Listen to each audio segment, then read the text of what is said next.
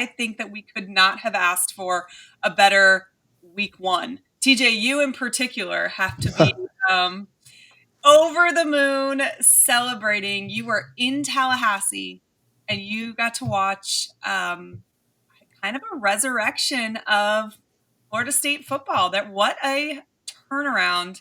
What was the atmosphere like? Yeah, it was really, really good. And I listen, I don't want to take, I am going to take a victory lap, but I doubted them too. Like I picked Bama to win this thing. Yeah, like I'll own that. And everybody picked Bama. So like that's not but yeah, I thought you asked about the atmosphere specifically. And I mentioned this on my show. And I'm not just saying this because you guys are UF fans, but we've talked about this a lot. The crowd before UF Miami last year was great. And that's why I went to the game. And then the team never gave the crowd something to like latch onto. Like the swamp was a non-factor that entire game. And I really think, Bama drove down for a 9-minute drive and took a lead. And then Florida State had a 3rd and long and completed a 40-yard pass to Squirrel White to really get the crowd like, okay, well, yeah, like we've got something here. But if they'd have just gone 3 and out there, or if they'd have not been able to move the ball and Bama gets the ball back against a tired defense and goes up 14-0 or 10-0, you never know how a game's going to play out. But to me, Florida State was able to very early keep the crowd engaged because the crowd was engaged before the game.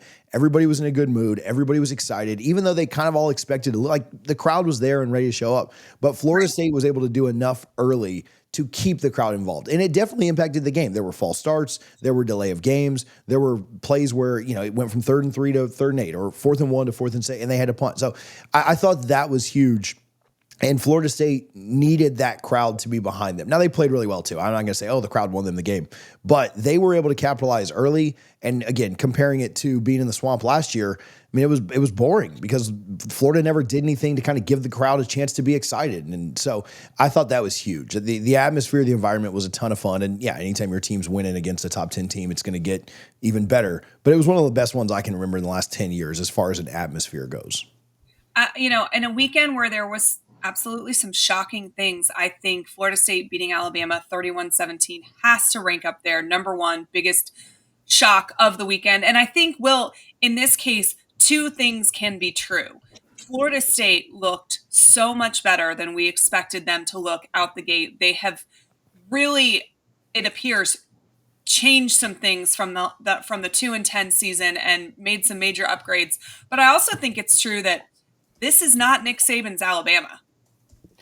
It's definitely not. And this is where I have my hand up because all summer I was talking about how everyone was exaggerating how much Alabama had fallen off. Sure, Saban's gone, but I thought that culture was still there. A lot of the guys were still there. It was like Ty Simpson. He was there with Saban. I thought that culture was still there. Within the first half hour, I was proven horribly wrong. I mean, the lack of hustle that we saw from Bama's defense, the fact that they were getting bullied by FSU in the trenches without even fighting back. Like, sure, Tim Keenan was out of the game. He is not the reason that game went the way it did. So Bama, they just looked soft. They looked mentally weak. They were just making mistakes and not capitalizing on good opportunities. So, you're totally right. This is not at all the same Bama team that we saw 2 or 3 years ago. But on the other side of that, Gus Malzahn might be the perfect guy for FSU right now. Obviously that was against Alabama, so he was like a few levels up, naturally speaking. But, he looked really good calling that offense. Castellanos looked really good. He looked quick. FSU looked really, really sharp. And I was a little lower on them this season just because I didn't know how much they could really turn it around from that 2-10. And it seems like they're going to prove me wrong, too. They looked pretty legit. I think they could be dangerous in the ACC this year. Gus Malzahn brought his sassiness too, which I always Did you see his tweet after the game? His tweet just like on time or something like that. And, that just had to stick in Alabama's craw for sure.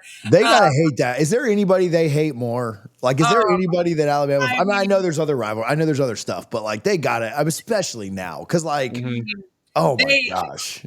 They absolutely hate Auburn. They hate Gus Malzahn and, Auburn moved a slight bit southwest, I guess, and showed up again, and it did not make them happy for sure. But I do think this really changes my opinion on the trajectory of Florida State.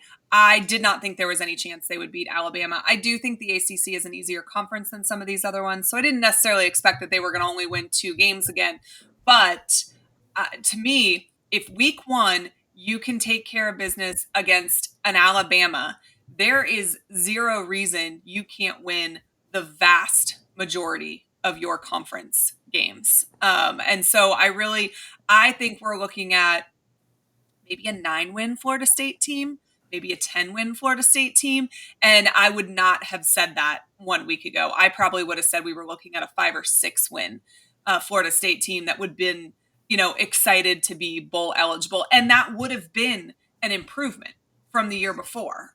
So I think Florida State fans suddenly have, a reason to be excited. And I don't want to jump the gun here on Miami, but do y'all know the last time Florida State, and Miami were all ranked in the top 15?